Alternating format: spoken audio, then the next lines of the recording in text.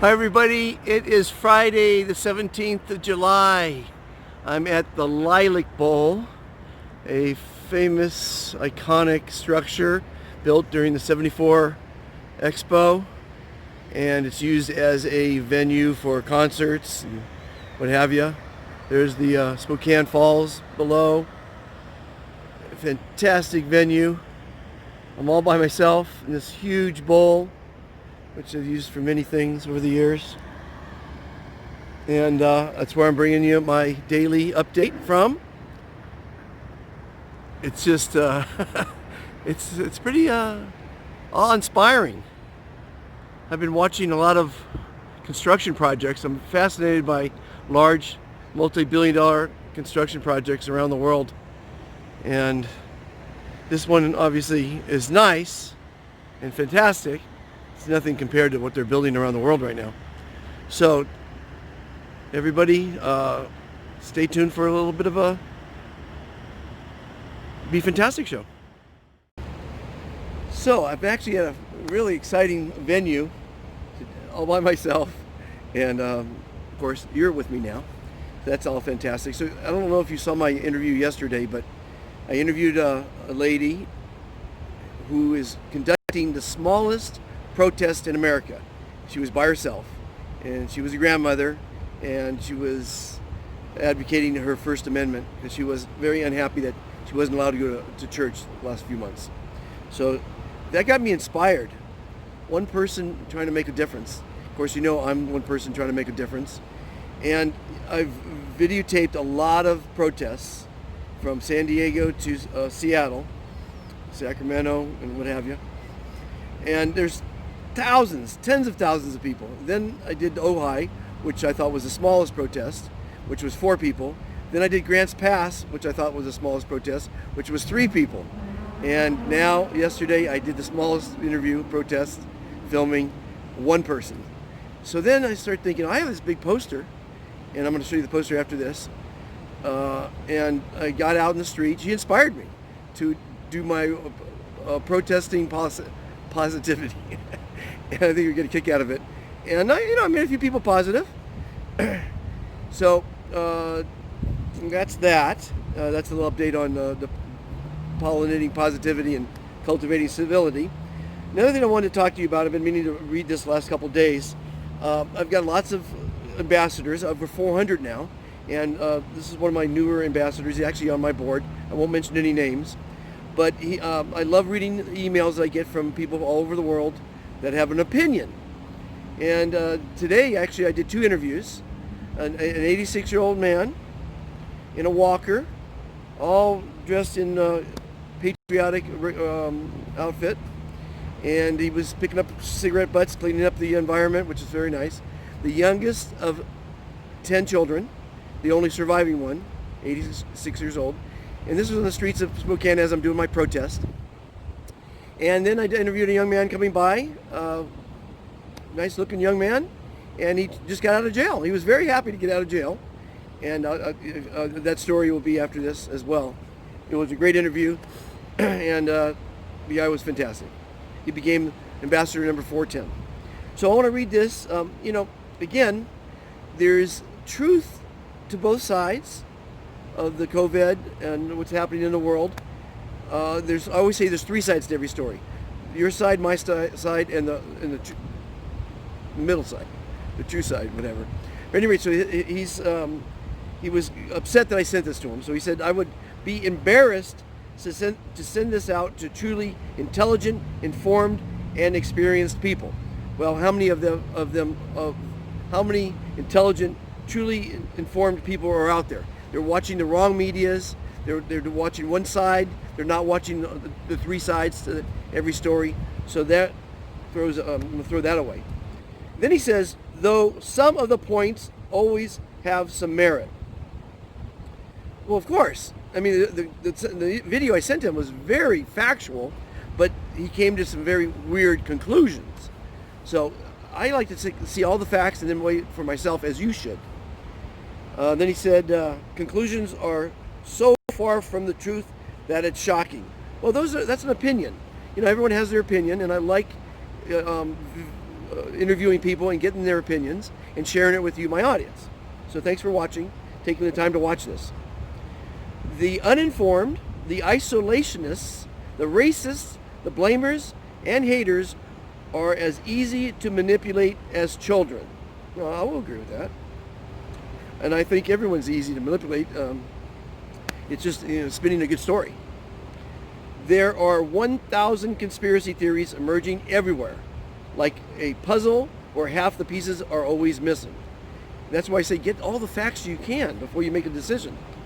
And where the purveyors of the conspiracies and often fake newsers can make any statement without ever being accountable to anyone. Newsers, I never heard of what newsers are. They are truly the architects of unreality, dividing and confusing the people of our country so much that nobody knows whether they're coming or going anymore. That's a fact. It's getting very confusing, and I'm a real factual type person. I want to hear all the facts. And if you watch some of the newscasts, they are totally political. They won't look at the other side at all, and that's a shame that we can't just be stating the facts. It's all opinions. It's such simple and rudimentary brainwashing.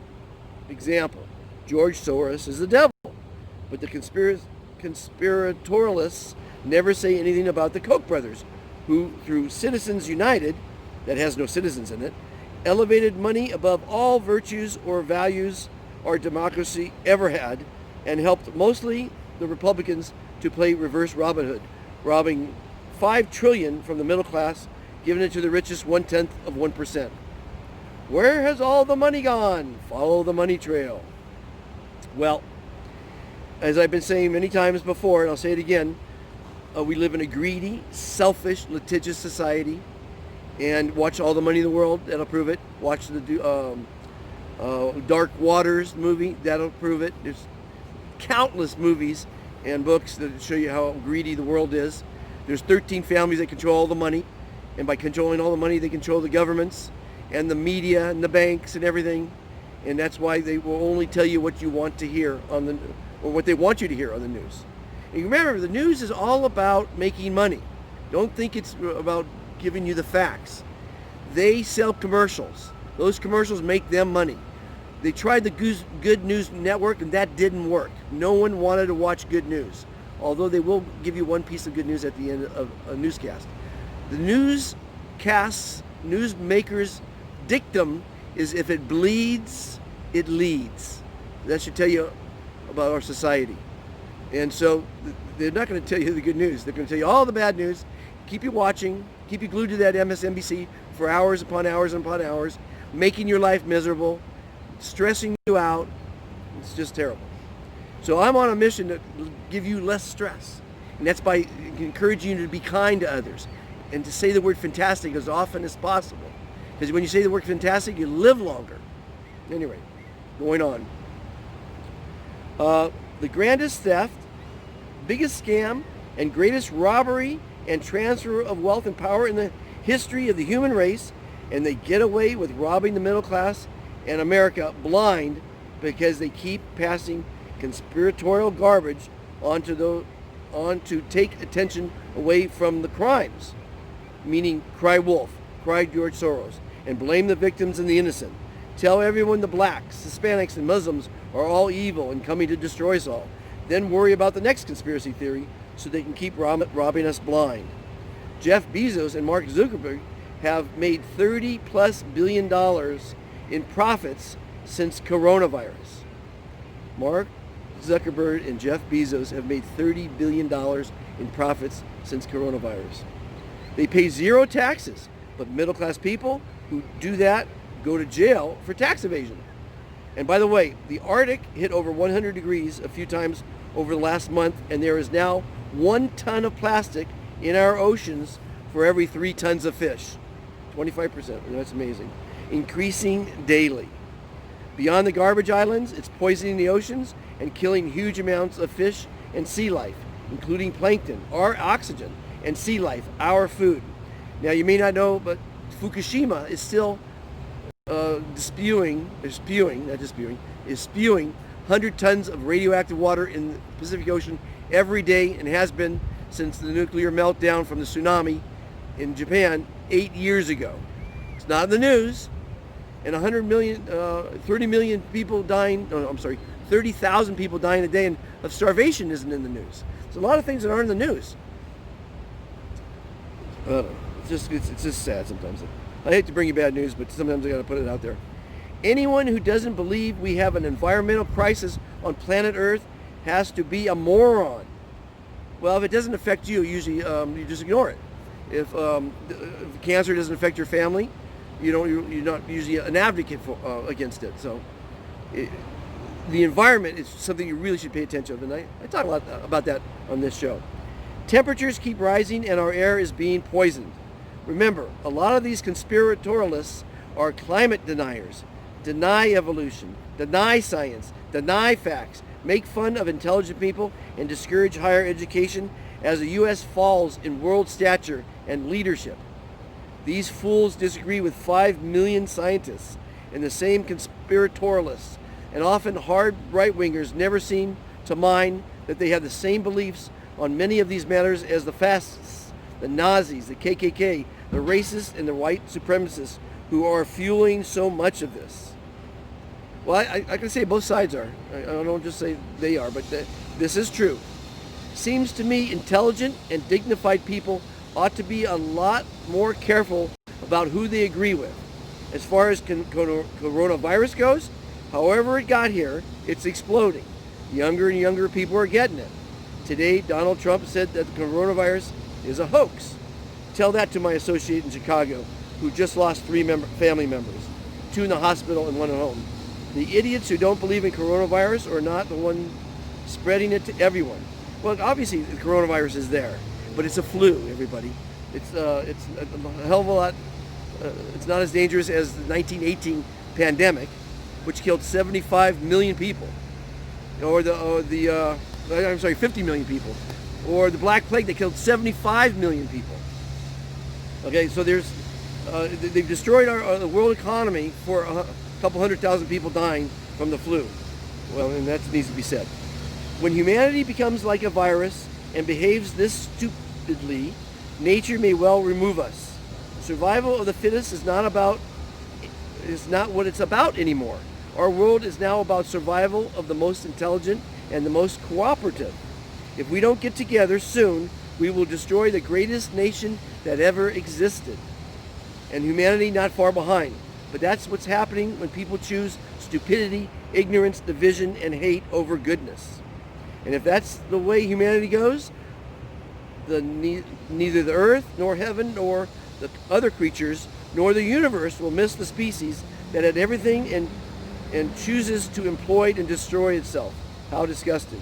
Well, this is a very, very intelligent man that wrote me that, and he's right about a lot of the things, I just want people to look at all the sides of it, the good, the bad, and the ugly. Coronavirus right now is about physical distancing, not social distancing, and we can make a change, and the change is by being positive and being kind to others and being civil, letting people in traffic and saying hello back when someone says hello, saying please and thank you. That's what the fantastic movement's about. Being kind. Say the word fantastic as often as possible. You'll live longer. You make other people live longer. It'll make society better. I'm encouraging the corporations of America to stop saying have a good day.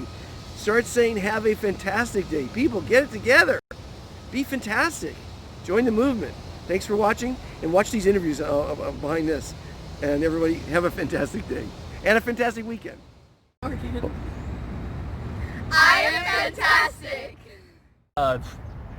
Hey everybody, I'm with Dakota, and Dakota is feeling fantastic. Absolutely. And what's the reason behind that? I'm out here I've got my fresh air, and I'm trying to fight our corrupt system to where I can gain my freedom back over a charge that is completely asinine against me. But just the fact that I'm out here today is all that, this is the reason why I live. Obviously God's looking down on me somehow. And where were you last night? I was actually sleeping down in Brown's Edition in a bush. Oh, but you said you just got out today, though. Or no, Of jail. I got out at like midnight. Oh, you got out last night at Yeah. midnight, so you had to sleep in a bush? Yeah. But yeah, no, I mean, honestly, you know, I ate this morning. I got my daily bread. God's looking out for me, obviously. And today is just, I don't know. I woke up this morning with a good feeling in my heart. I definitely feel Positive fantastic. thinking manifests positive action, Yep, right? Yep. And today I'm about to be going to really just dig into my lawyer who kind of screwed me during my case. I'm trying to get some So evidence. what's the backstory? How long ago was this when you had the incident? Oh, it dates way back to my childhood, really. It's No, but you just got arrested, you said. Yeah, well, it's because of an assault. They tried to get me on an assault because I had two lunatics, I would call them, chasing me down the street. And then finally, when they caught up to me, one of them said, I'm going to kill you, you little punk, and stuff. So I pulled out a knife and told them to get back. And then I ran away after that again. They called the police saying that I was trying to rob them. And at that point, I had no evidence against the contrary. So that's why I'm trying to fight for this self-defense instead of getting 10 years, you know. Wow. So when were you arrested?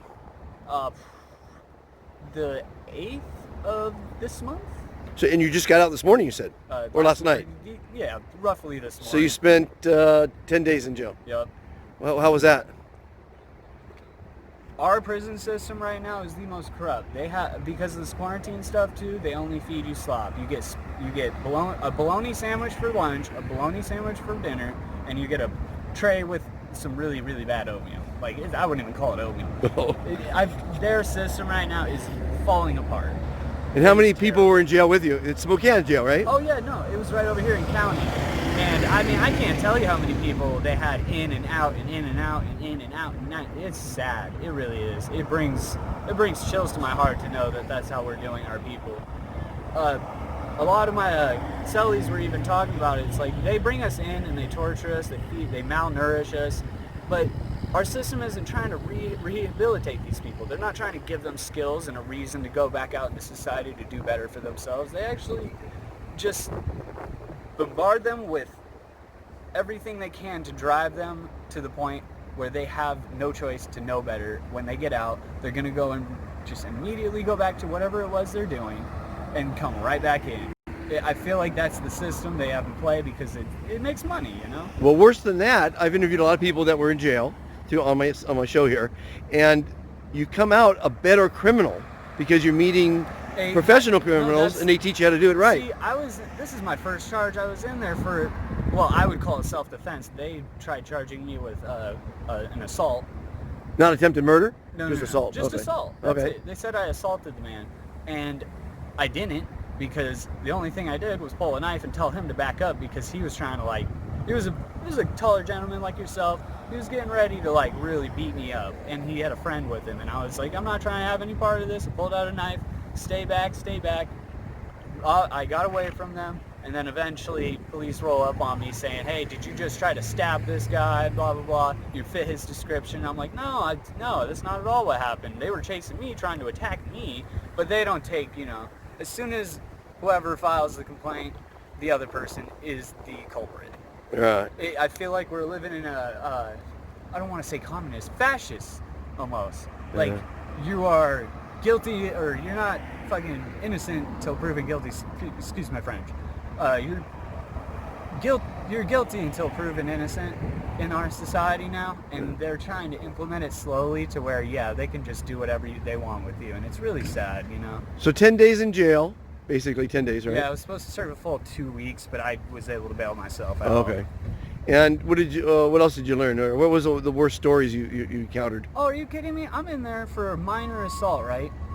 They had me in a 4-man bunk. I had 2 murderers in my bunk, okay? And another guy with 16 DUIs. And I'm thinking to myself,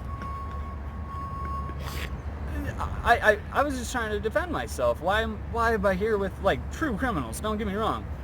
I'm not the best person in the world, but who is, None of us are perfect. But, they sit you in there with these real criminals, and you learn nothing but, criminality. And then by the time you're out, you have nothing. It's hard to get a job. It's especially in our economy right now with the epidemic, and it's just there's no real representation for the people these days, in my opinion.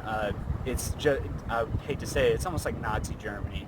You are completely guilty until proven innocent. And you would think it wouldn't be in a city like Spokane. You think LA, that would be more indicative, yeah, see, you know? And that's my fear, is that I don't know if you realize, but the police in Spokane have been expanding like no other, putting up new shops everywhere, little SWAT depots everywhere for all their like equipment. And I truly do believe that not only Washington, Spokane is turning into a police city, Washington is definitely turning into a police state. And my fear is we're eventually gonna, who's to say 10 years down the line, all of America's like this. And people like me and you, just average Joes trying to just get by in life, are just the victims, essentially. They look at us like criminals, even though, we can't keep ourselves properly shaved. Well, you don't look like a criminal to me. Thank you. And I appreciate that a lot, because that's how I felt the whole time. I was in there with 2 murderers.